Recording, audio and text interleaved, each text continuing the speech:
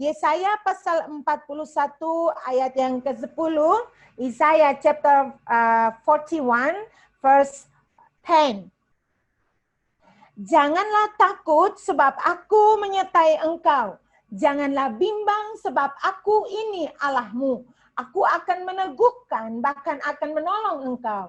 Aku akan memegang engkau dengan tangan kananku yang membawa kemenangan. Saya membaca firman Tuhan ini sekali lagi.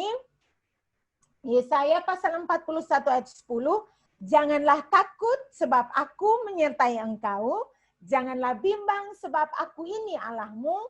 Aku akan meneguhkan, bahkan akan menolong engkau. Aku akan memegang engkau dengan tangan kananku yang membawa kemenangan. Seperti yang saya sampaikan, bahwa tema kita adalah jangan takut dan jangan bimbang. Saya mengambil ini dari bagian firman Tuhan yang kita baca. Dari situ ayat 10 di kalimat yang pertama dibilang jangan takut sebab aku menyertai engkau. Dan di frase yang kedua dibilang janganlah bimbang sebab aku ini Allahmu, dan seterusnya. Nah, saudari-saudari yang terkasih dalam Tuhan Yesus Kristus, kita memperhatikan di sini Nabi Yesaya yang menuliskan bagian firman Tuhan ini adalah anak Amos. Itu kita perhatikan pada Yesaya pasal 1 ya. Dia hidup di zaman Raja Uzia, Raja Yotam, Raja Ahaz, Raja Uzia, Yotam dan Ahaz, raja-raja Yehuda. Ya, Uzia, Yotam, Ahaz dan juga Hizkia. Dan juga Hizkia di zaman di raja-raja Yehuda. Dan ia bernubuat selama perluasan yang mengancam dari Asyur. Ya, jadi ancaman dari Asyur dan juga sampai keruntuhan terakhir Israel, kemerosotan rohani dan moral yang ada di Yehuda atau di kerajaan selatan, dan keruntuhan terakhir Israel di kerajaan utara. Kita perhatikan di slide yang ada ya. Nah, hari ini ada 3 kebenaran penting yang saya rindu untuk kita perhatikan bersama-sama, dan saya berusaha untuk memberikan penjelasan tentang firman Tuhan ini dengan sangat singkat supaya kita bisa mengerti dengan baik, singkat, padat, dan jelas. Mari kita lihat, ada 3 kebenaran penting yang akan kita pelajari pada siang hari ini. Yang pertama, jangan takut. Yang kedua, jangan bimbang. Dan yang ketiga, alasannya kenapa kita jangan takut dan jangan bimbang. Nah, mari kita lihat yang pertama, jangan takut. Nah, ketika membaca firman Tuhan ini, janganlah takut sebab aku menyertai engkau, janganlah bimbang sebab aku ini Allahmu. Di sini ada 2 kata jangan yang digunakan. Jangan takut, jangan bimbang, janganlah, janganlah. Nah, ketika saya memperhatikan di dalam bahasa aslinya bagian firman Tuhan ini, kata jangan ini menggunakan kata lo. Nah, seperti saya pernah sampaikan bahwa dalam bahasa Ibrani, kalau perintah jangan, ada 2 kata yang digunakan, yaitu lo dan juga al. Tetapi untuk bagian firman Tuhan ini, menggunakan bukan kata lo, tetapi menggunakan kata al. Ya. Minta maaf di slide saya salah mengetiknya. Jadi menggunakan kata al. Ya, kalau lo itu berarti nggak bisa diganggu gugat. Akhirnya betul-betul tidak bisa untuk tidak boleh dilanggar. Tetapi ini menggunakan kata al dalam pengertiannya yang sebenarnya ini justru sama dengan pengertian dari kata lo. Nah, al di sini itu diterjemahkan oleh King James Version itu never, no, never, not, nothing worth, atau rather than. Ya, jadi kalau kita terjemahkan kata al ini dalam bahasa Indonesia, arti kata ini adalah jangan atau tidak, terus never, tidak pernah, nothing worth, artinya tidak ada satupun yang pantas untuk ditakutkan. Terus rather than, daripada takut, lebih baik begitu. Daripada apa, lebih baik apa begitu. Nah, sedangkan kata takut sendiri, bahasa aslinya itu menggunakan kata yare, artinya takut, menyebabkan ketakutan, dan juga berarti menghormati, memuja, dan membesarkan.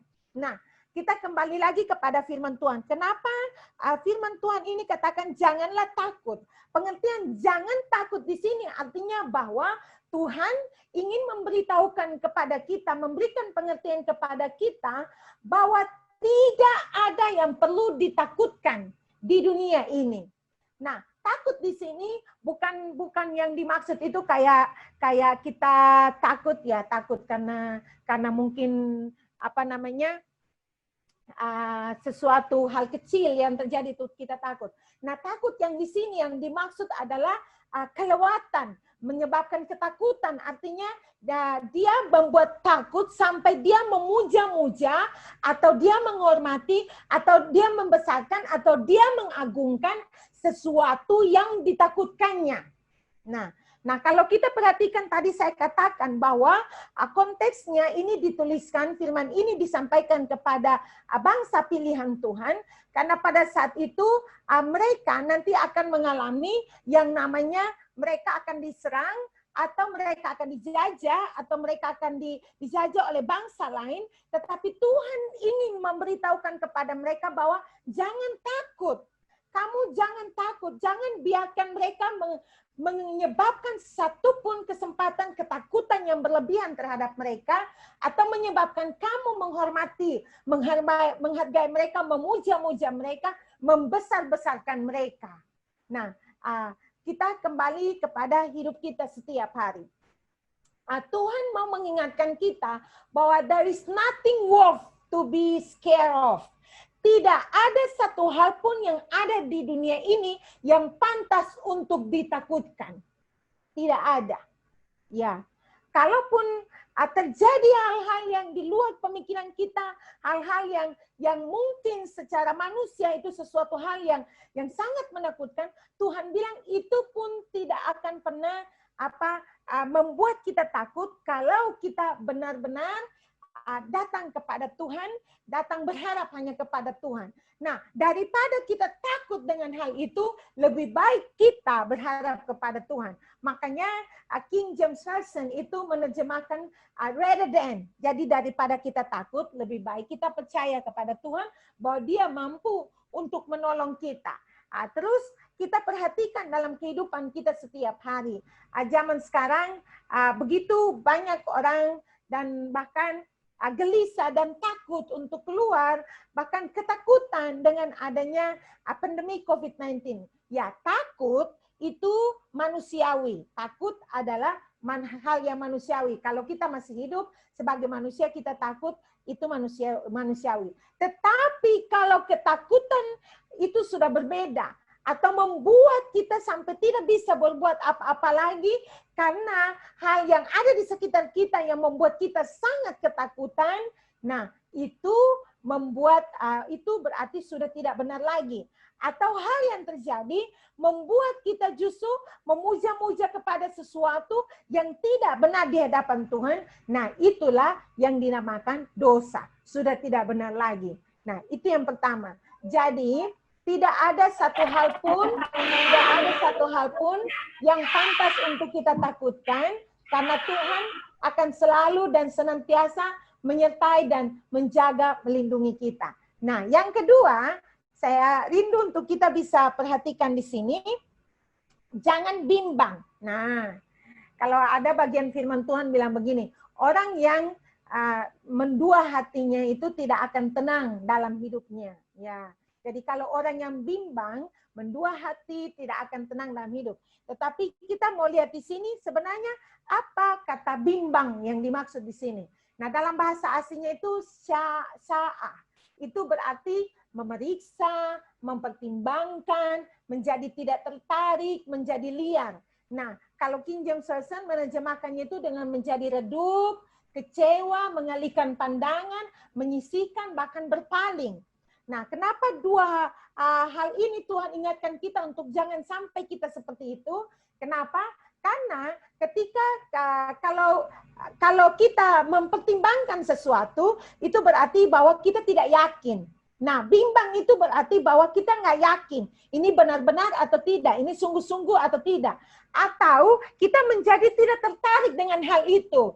Nah, berarti juga kita menjadi liar, artinya kita tidak mau mengikuti peraturan atau kita berjalan sesuai dengan apa yang kita mau. Kita tidak mau lagi diatur. Nah, Tuhan tidak mau kita seperti itu. Maka Tuhan bilang, jangan bimbang.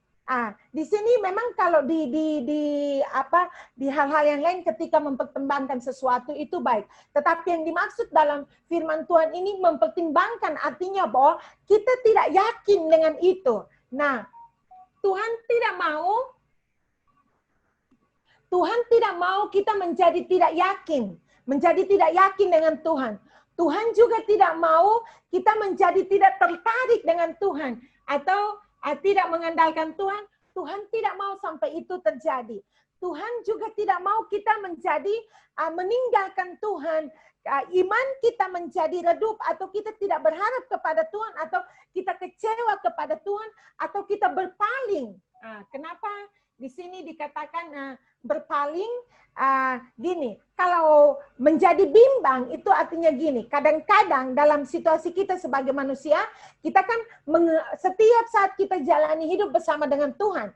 Nah, ketika ada kesulitan, ketika ada masalah, kita bukannya berharap kepada Tuhan, tetapi kita berpaling kepada yang lain. Contohnya, saat kita bertemu dengan masalah, kita bukan datang minta pertolongan kepada Tuhan, tetapi kita pergi cari bantuan kepada manusia. Nah, bangsa Israel, bangsa pilihan Tuhan pun diingatkan bahwa jangan engkau berpaling dari Tuhan. Kalau dari dulu kamu sudah lihat bahwa Tuhan menolong engkau, maka sampai sekarang pun Tuhan masih menolong, maka tetaplah ada pada jalur itu, berharap hanya kepada Tuhan dan jangan berpaling. Nah, jangan menjadi orang-orang yang karena susah, karena sulit, maka dengan hikmat sendiri mencari jalan keluar sendiri. Tuhan mau supaya kita benar-benar tidak kecewa kepada Tuhan, tetapi kita mau untuk apa? Untuk berharap kepada Tuhan. Nah, beberapa hari yang lalu, salah satu teman saya hamba Tuhan,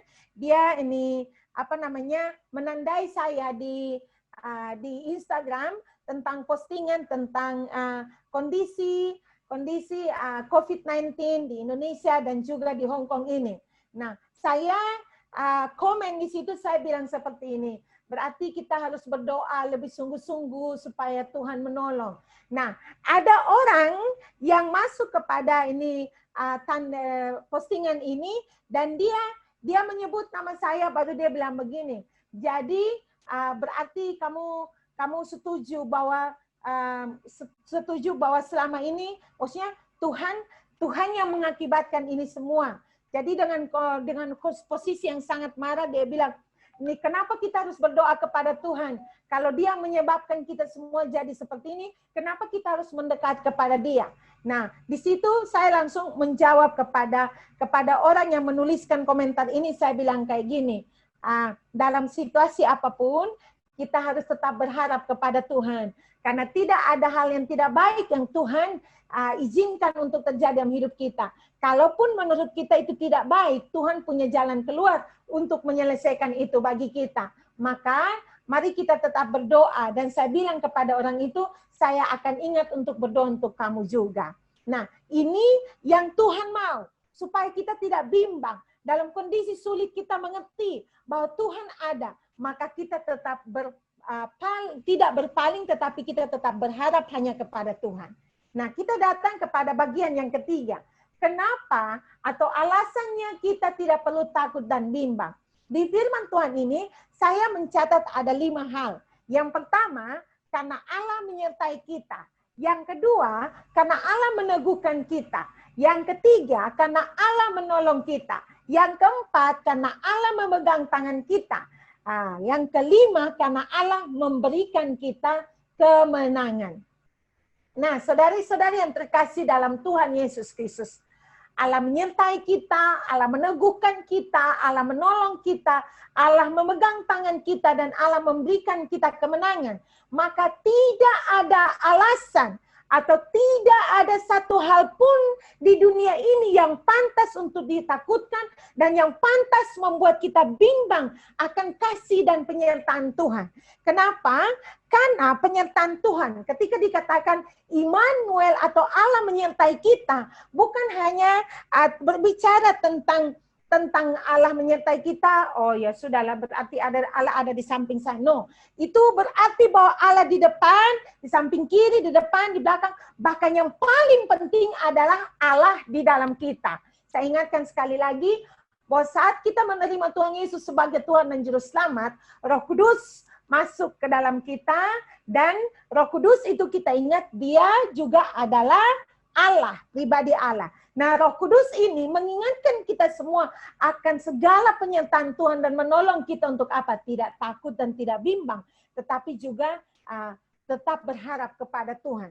Nah, berbicara tentang meneguhkan itu berarti bahwa dia akan memberikan kita kekuatan. Dia akan memberikan kita kemampuan untuk apa? Menegakkan kita. Kalau ingat kisahnya pada saat ini bangsa Israel akan keluar dari tanah Mesir kepada tanah Kanaan, terus saat mereka berperang, apa yang dilakukan? Yosua hanya perlu untuk mengangkat tangannya. Kalau tangannya terangkat, mereka menang. Kalau tangannya turun, berarti mereka kalah. Seperti itu. Jadi meneguhkan, memberikan kekuatan supaya apa? Supaya tangan kita tetap kuat berdiri teguh untuk apa? Untuk menghadapi setiap masalah kehidupan kita. Maka Tuhan membuat kita menjadi kuat, membuat kita menjadi berani, bahkan berpikiran teguh. Ya, berpikiran teguh, tidak bimbang, tidak khawatir ke sana kemari, tetapi teguh di dalam Tuhan. Nah, yang berikutnya dikatakan bahwa Allah kita menolong kita, menolong. Saya memakai ini gambar latar dari apa namanya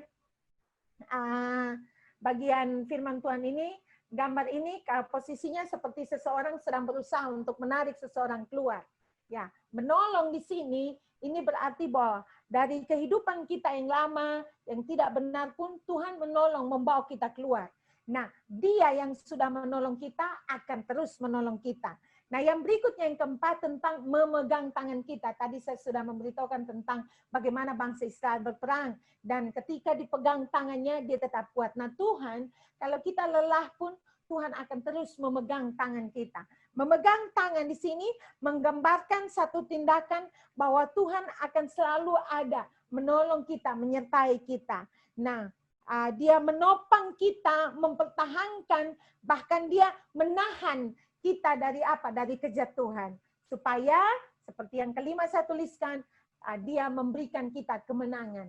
Tetapi yang menariknya, kata kemenangan di dalam bagian firman Tuhan ini bukan hanya tentang menang terhadap musuh, atau menang terhadap cobaan, atau menang terhadap kesulitan, atau menang terhadap masalah, atau menang terhadap dosa, atau menang terhadap apapun. Tetapi ini juga berarti bahwa Tuhan sendiri akan memberikan kita keadilan, Tuhan sendiri juga akan memberikan kita kemakmuran, Tuhan sendiri juga akan memberikan kita apa? Kebenaran. Kita dibenarkan, itu berbicara tentang kita diberikan kehidupan yang kekal. Karena kita berdosa, tetapi Tuhan memberikan kita, Tuhan membenarkan kita dengan karya penyelamatannya, dan kita memperoleh kehidupan yang kekal. Jadi kemenangan yang Tuhan berikan kepada kita, bukan hanya secara fisik saja, tetapi, dan juga bukan hanya sekarang saja, tetapi sampai selama-lamanya Tuhan memberikan kemenangan kepada kita. Dan setiap pernyataan Tuhan di dalam 5 hal ini menggunakan bentuk kata bahwa Tuhan sudah pernah menyertai kita, Tuhan sudah pernah meneguhkan kita, sudah pernah menolong kita, sudah pernah memegang tangan kita, sudah memberikan kita kemenangan, dan akan terus melakukannya di dalam hidup kita setiap hari. Maka saudara-saudara yang terkasih Tuhan Yesus Kristus, kita bersyukur dan berterima kasih. Tema besar kita bulan ini adalah menjalani atau melewati segala kesulitan bersama dengan Tuhan. Hari ini kita diingatkan untuk jangan takut dan jangan bimbang. Karena Tuhan menyertai, meneguhkan, menolong, memegang tangan kita, dan memberikan kita kemenangan. Amin untuk firman Tuhan. Mari kita berdoa. Bapa di sorga, kami sangat bersyukur dan berterima kasih kepadamu. Kami boleh bersama-sama belajar daripada firman Tuhan, semua karena kebaikan Tuhan. Dan kami berdoa kepadamu ya Bapa, biarlah apapun yang sudah kami pelajari hari ini, boleh menolong kami, memampukan kami untuk terus berharap hanya kepada Tuhan. Tidak takut dan tidak bimbang, karena Engkau menyertai kami, Engkau menolong kami, Engkau juga selalu meneguhkan kami, Engkau memegang tangan kami, dan Engkau memberikan kepada kami kemenangan. Kemenangan bukan hanya di saat kehidupan kami sekarang, bahkan sampai Engkau memanggil kami pulang, kami boleh berada bersama-sama Engkau di surga-Mu yang mulia. Kami sangat bersyukur, berterima kasih. Tuhan Yesus, Engkau memberkati kami semua, menolong kami untuk dapat melakukan firman Tuhan dalam hidup kami setiap hari. Haleluya. Amin.